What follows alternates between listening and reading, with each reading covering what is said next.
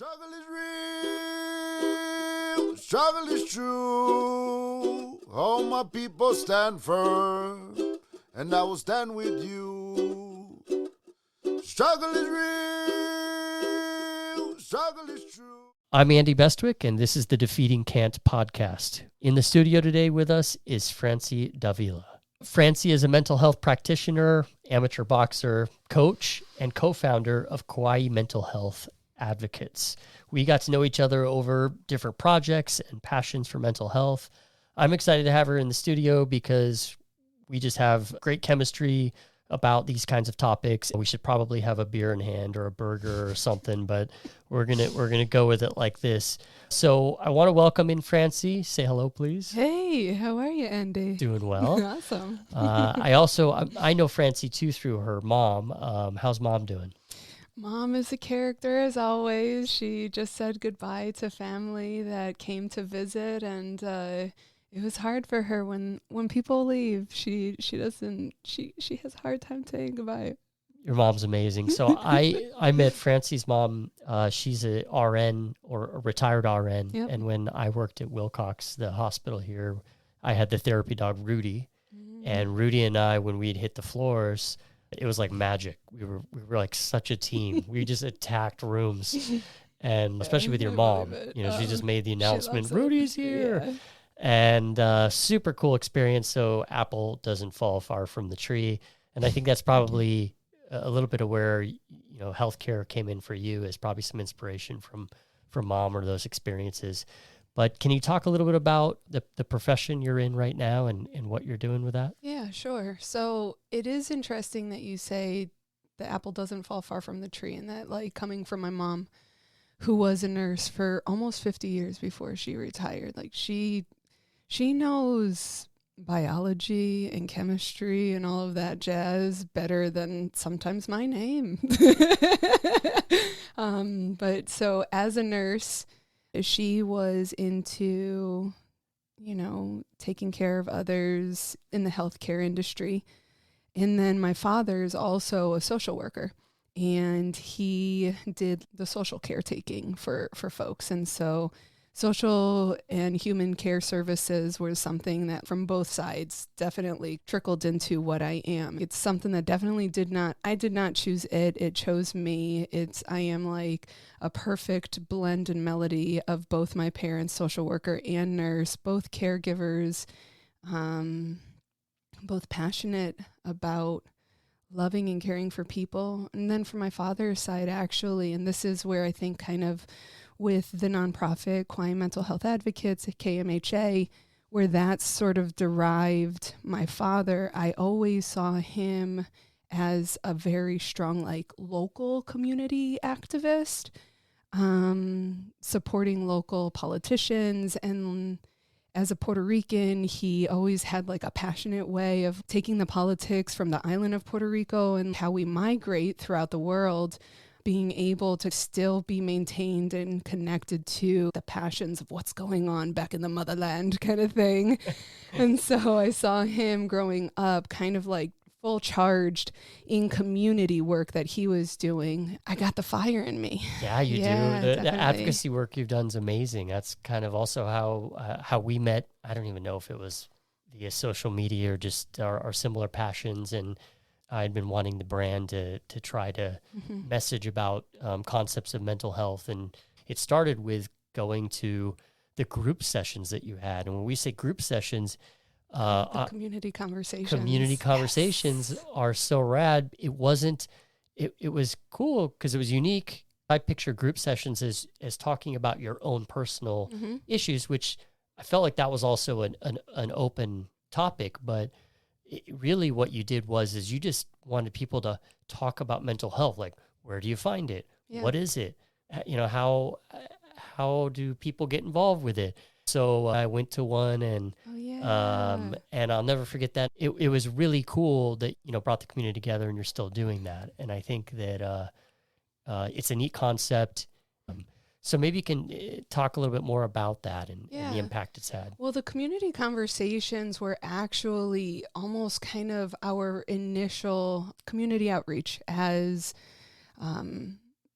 Kauai mental health advocates, I just remember there was a surge in suicides back in 2018. And as a clinician, there was a part of me that was holding space for other people, my clientele, who would struggle with thoughts of suicide or behaviors of suicide, and or people who were losing people to suicide. And I just remember it's kind of like, with us being such an intimate rural community, we are always only 2 degrees out of how these acts of suicide really impacted us, if not directly. Yeah. And so as a clinician, I just remember at one point walking into the office space and being like, I can't hear another story like this. Like, I'm going to break down. I can't do it anymore. And then the next hour, I heard that somebody else had taken their life. And so I took off the rest of the day from work that day, and I connected with 2 of my girlfriends, and we just grieved about it. And in that, as always happens, I think, is like, in some of the grief pieces, we mourn, we talk through it, we rage, so many like different mixed emotions that go on. But then at one point, there's a part of us that needs that action piece and that like solution-based factor that like we start to kind of, put into process. The wheels get in motion, and maybe it even starts out for therapy for yourselves. But then something needs to be done. And I'm going to read a stat for you that you probably know to be true, but suicide remains the second leading cause of death for ages 10 to 34 in Hawaii, with suicide rates for Pacific Islander residents 5 times that of others. And Kauai still lacks access to care amongst the highest in the state. Yeah. And so the work that you're doing, tip of the spear out there, what are the areas that we need to dig into a lot more? And as a therapist, you're seeing kind of all of it, along with also managing this nonprofit. So I will say, the stats that you put out there, it's so different to hear the stats and then to actually feel and be amongst the statistics. And that is, I almost feel like that's where like we have politicians that can be very well versed in the numbers, the policies, and the, just the verbal anecdotal impacts that happen to people and communities. But it's another thing to be in it and to feel the grief and to feel what it is to be lacking of those resources and services and have such a heightened need for those services, knowing that you have loved ones that are struggling and you're kind of like, oh shit, I don't know what to do right now. Like, this is a scary thing. How do I go about this, especially when it's considered a life and death situation? And so when we have conversations with people and we're afraid that those conversations are life or death situations, we naturally actually gravitate away from them. And so this is actually where the community conversations came into play, where instead of holding space for each other in our kitchens, in our living rooms, or like at the beach where like, we can be in the element and kind of grieve in the way that we do personally, what we did was we brought community together, whether it was aunties, parents, brothers and sisters that had lost people to suicide, and or caregivers, local politicians, activists, service providers, and we created a space where we could actually have a conversation in the community. It was almost kind of like a group forum, and that was a huge thing because people could share their personal stories. People could go into action-based, solution-based thinking. People could also give education or resources that were currently available that people didn't know about. Like, it became such like a popcorn of how we can actually connect people together. That was really awesome for our community conversations. So that's something that Kauai Mental Health Advocates has been able to kind of, where there's like gaps in the systems, as community members, we're recognizing that we need to be the ones that fills them, that we can't always go to our local politicians or even our statewide representatives and X, Y, and Z and be like, hey, we demand change. We need more money and more of this, this, and this. What we've gotten here in Kauai, and not to knock local politicians, everybody's doing the best that they can and with the resources that we have, but there has been a consistent answer of community has to figure out how to support community. And in that, it's one of these things where, well, how do we do this with the limited resources, in particular the limited funding that we have? And it's about trying to meet each other's needs in a way that we don't feel afraid about. So we have to stop seeing the conversation of suicide as a life and death conversation, and actually seeing it as, how can we get these people help? Where can we find the appropriate help for them? And if it's not available, how can we tap into the capacities that we have in order to be able to support them while we find that connecting factor? One of the biggest things I've been trying to promote, because I realize we've talked about the industry or lack thereof industry for mental health advocacy. Right. It can't stand on its own 2 feet very well because of receipts and reimbursement is so challenging. It's not like, you know, everyone's trying to become a dentist or another wealthy healthcare oriented profession. It hasn't achieved that. Maybe the politicians can figure that out, but it needs to become an industry that's reimbursed and supported so that people like yourself, it doesn't fall all on your shoulders. It's interesting. Throughout the years, you read local newspaper, TGI. I love TGI. My mom, she's a baby boomer, and like newspaper is her jizzy jam right there. And so it's kind of like anytime I really want to kind of like get a pulse on our local conversations or our local narrative, TGI is definitely like one that I often go to. And every time in the last, I want to say, I've lived on Kauai for 12 years now. And throughout those 12 years, decade plus, the common narrative is that there's a scarcity in mental health resources, that this is an issue, and that like, hey, what do we do about it?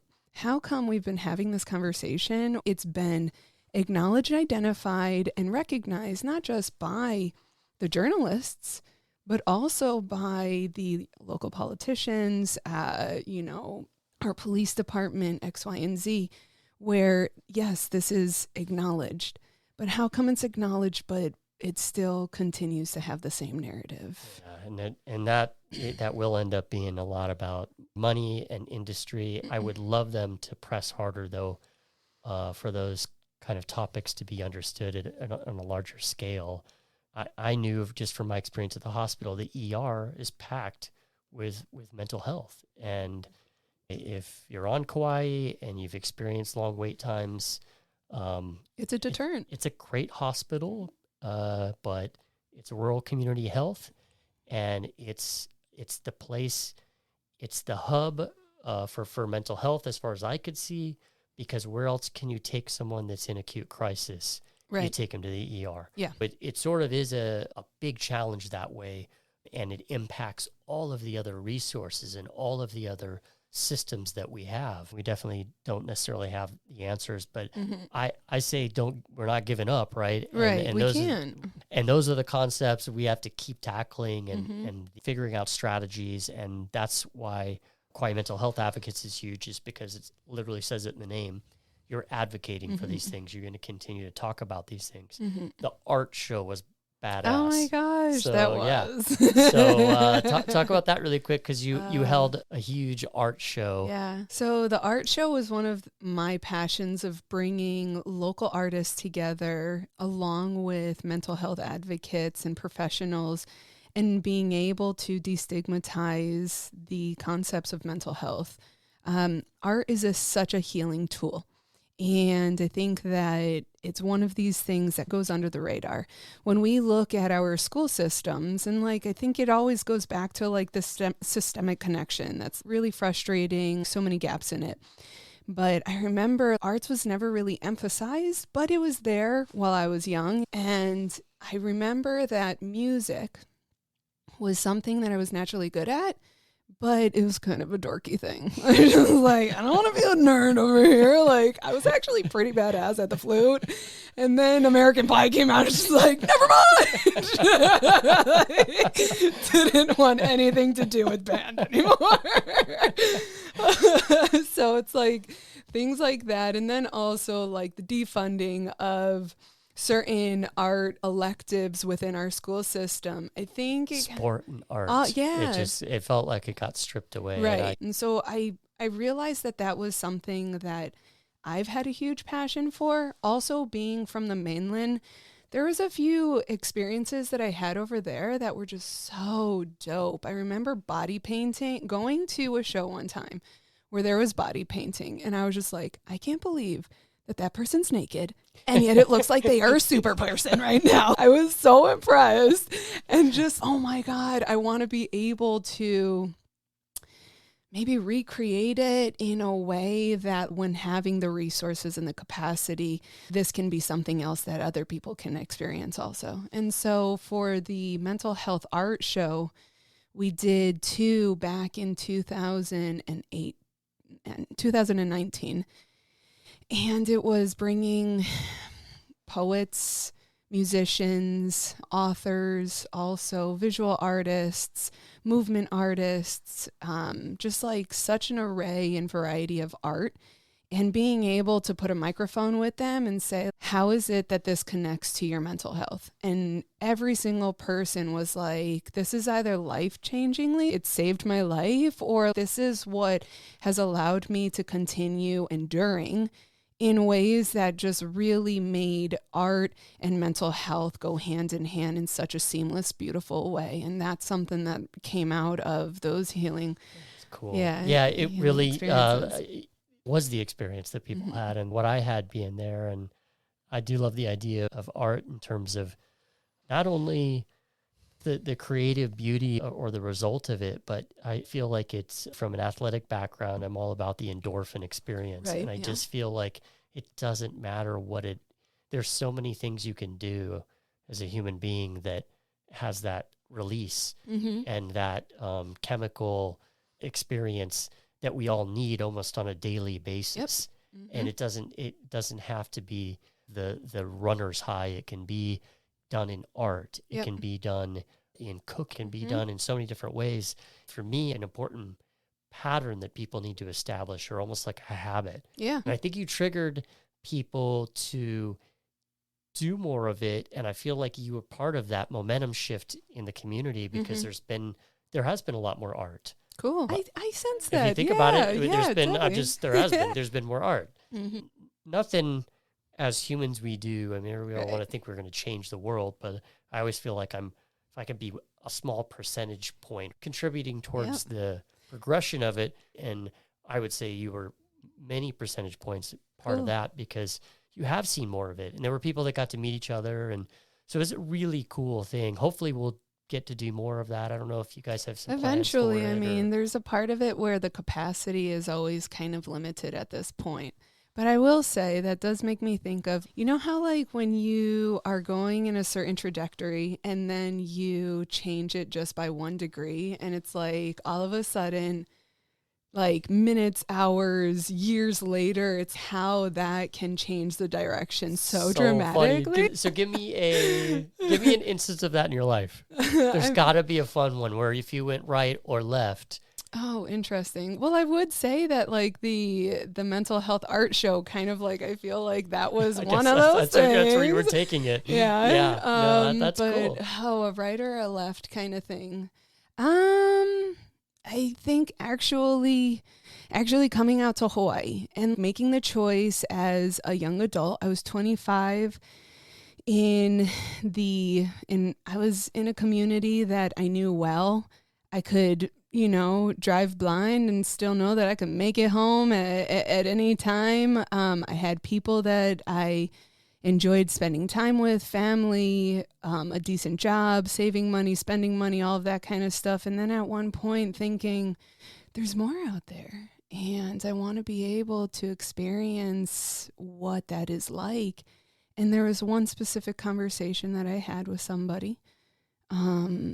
it was an old boyfriend. And at one point just being like, hey, like, this is something I'm thinking about. And is that it? And, you know, what are you thinking about us? And he was completely honest with me. And he was like, I don't think I know if you're the one. Better now than like a decade Truly, later. like but he didn't lead me heartbreaking, but on. helpful. He didn't lead me on. It wasn't like it was like a donkey with like, you know, being led with that carrot on the stick kind of thing. And that was extremely eye-opening for me to be able to say, thank you for your honesty. I appreciate it. And it kind of liberated me to say, and now I can take the sharp left. And That's like, awesome. Yeah, it was kind of cool. That's a perfect example. And sometimes I think it's a neat experience when the you turn that into an opportunity. Totally. I love Ted Lasso, and Coach Beard had said something similar to that on the last episode. I think it was him. Oh no, it was another scenario, but basically that it didn't happen to me, it happened for me. Oh, yeah. It's still a great line, Yep. and it's so true. Mm-hmm. If you think of it that way, I don't often. I mean, I have to fight and find my way to believe that. Yeah. But if you can, for a moment, I guess, react to a situation that way, it can be really helpful or transformational, because thank God you're here on Kauai, because you've done so much for the community, and you've put it on your shoulders a lot, and your organization has. And I think that hopefully it propels you forward to keep doing it. Well, I think that like we're all a piece to like a larger puzzle. I'm only one piece of this puzzle. There's so many people that are important to bringing everyone together in order to really normalize mental health, but also celebrate mental health and wellness in how we kind of talk about it, grow from it, and share space with each other. And I think that the work that you do in trying to bring people together and knowing where maybe those money sources are, influencing people to kind of know how and where to spend it. And then also through your own marketing brand of Can, being able to say, hey, as a clothing or apparel attire, this is what we believe in. And that what we believe in is interconnected, not just like a capitalized like money-making thing over here, but that there's a deeper way to connect with people and what we're actually representing, whether it's clothes that we're wearing, or it's the professions that we have, or, you know, the hydro flasks that we're drinking out of kind of thing. It's my favorite part about the branding, and it's actually been funny, the balance of that, right? Because you want the brand to be relevant and cool, and I love backflips as much as anybody else, but I bet you can't do one anymore though. Well, no, I never could, but what I meant is that like I actually love, I'm more stoked out about the people that are involved with a brand that are doing these kinds of things. And that's not always as sexy or exciting, but totally. It's so important to me because it's a brand about life, not lifestyle, is what I say. Yes. And if you're shifting lives, then that's what I want to be a part of. Right. That's kind of what I want to be aligned with. But of course, I'm still figuring out how to do this whole thing, and it's not easy to balance those things for any company or organization. But there's no way I'm shutting off the faucet on any of that. Like it's so important to me. It's just, how do you make an impact? So in the spirit of it, at least that pendulum needs to swing. Yeah, definitely. In a big way. So maybe you'll help me come up with some things to promote. Well, yeah, no, I think so there's actually 4 Kauai mental health advocates. We got 3 pillars that we really like to focus on. And one of we have education, and that's kind of really educating people on mental health and wellness. And then also and suicide prevention. And then there's also the direct clinical piece. And that's something that we're building up as a clinician myself, being able to provide those resources for folks, but then also being able to like, well, if I can't provide it, can I refer out kind of thing? And being able to connect people access those actual services and resources. And then the final one is advocacy.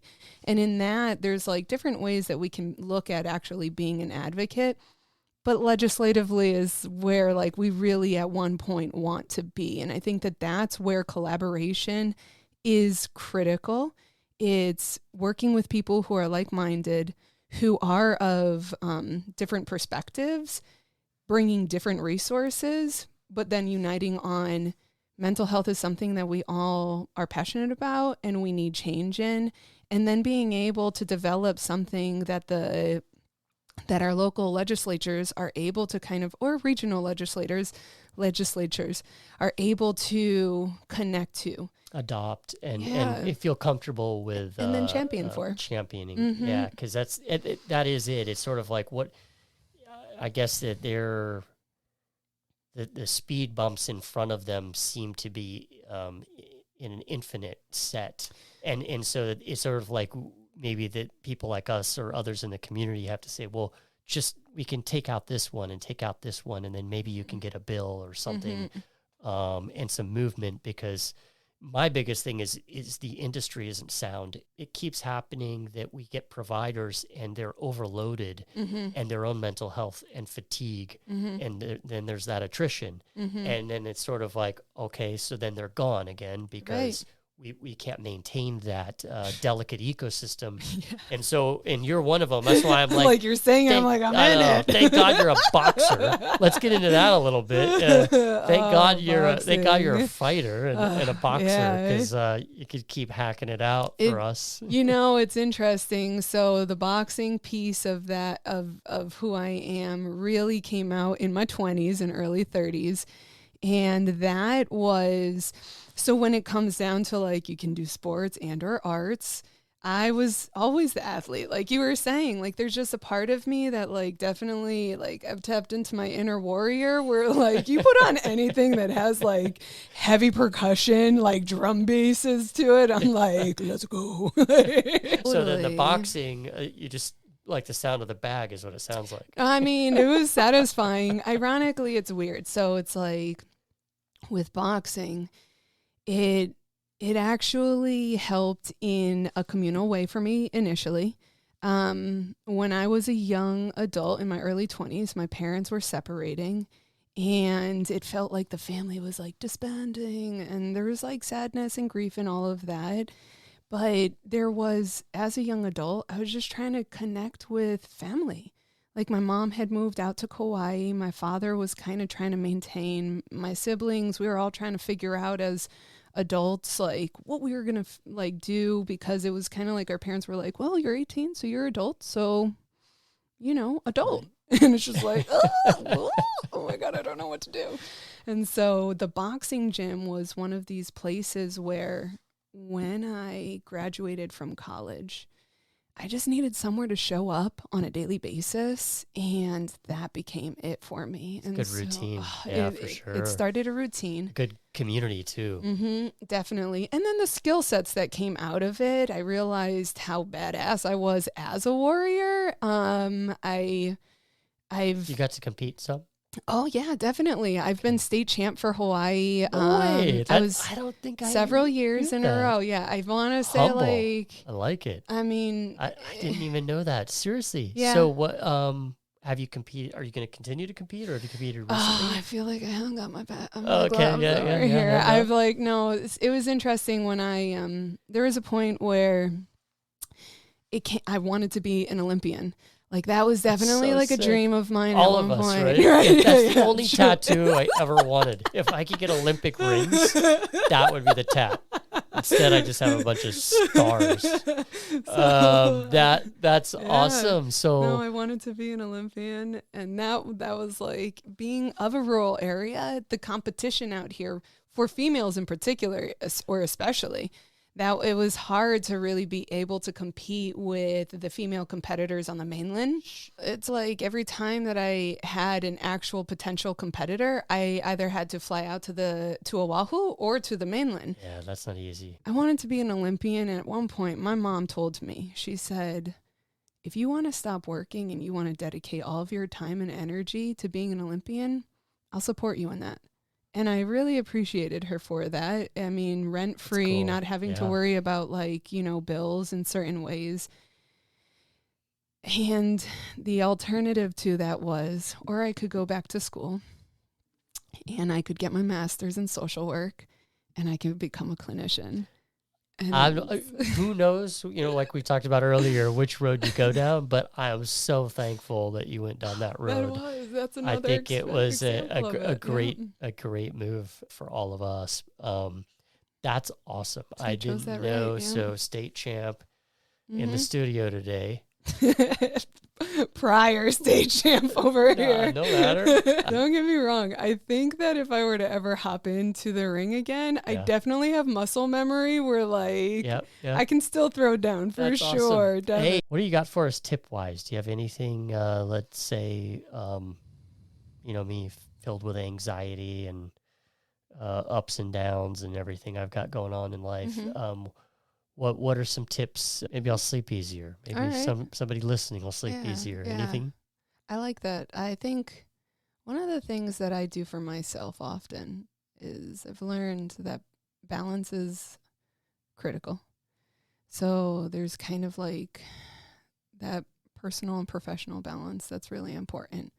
But we can talk about the concept, but how do we actually apply it? You know what I mean? And so that's that Maslow thing that I'm so into. I can't always help it, but it's like you gotta hit the basics. Truly. And then and then you can level up to the stoke. But so how do you kind of think of it that way?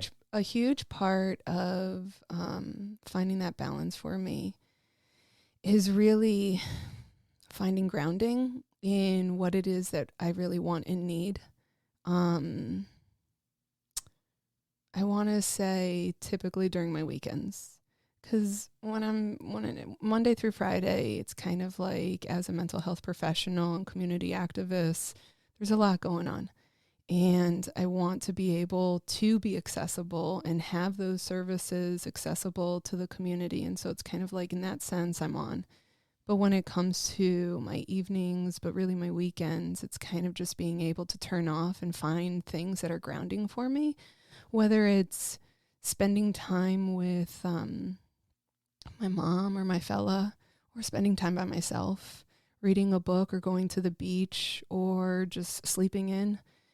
Just things that like my body is saying that it wants and needs, and not feeling guilty about all right, I slept in until 11 a.m. I think that there used to be a part of it where I'm like, damn it, like I wasted half the day. And it's just like, no, like your body needed that. That's cool. Real quick, you talked about almost was like you had a vision statement in your head or something you can reflect on, or something about, you said who you are, who you want to be, or what's important to you. Is that something that you have a almost like a statement or a concept in your head? Or so you just mentioned the Maslow's hierarchy, and that's actually something as a practitioner I offer as like a psychoeducation component for clients very often.